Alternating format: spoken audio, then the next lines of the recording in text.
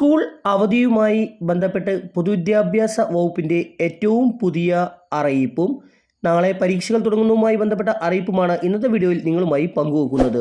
വിശദമായ വീഡിയോയിൽ കിടക്കുന്നതിന് മുമ്പ് ഈ വീഡിയോ ആദ്യം ഒന്ന് ലൈക്ക് ചെയ്ത് കാണാൻ ശ്രദ്ധിക്കുക.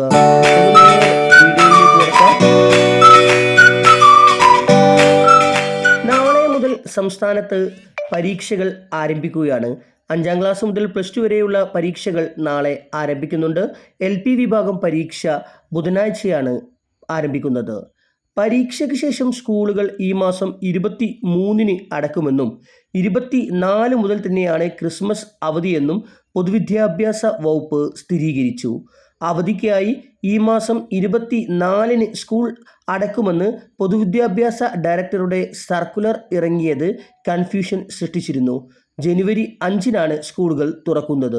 ജനുവരി 2-ന് മന്നം ജയന്തിയുടെ അവധി കൂടി പരിഗണിച്ചാണ് തുടർന്നുള്ള ശനി ഞായർ കൂടി കഴിഞ്ഞ് ജനുവരി 5 തിങ്കളാഴ്ച തുറക്കാൻ തീരുമാനിച്ചത്.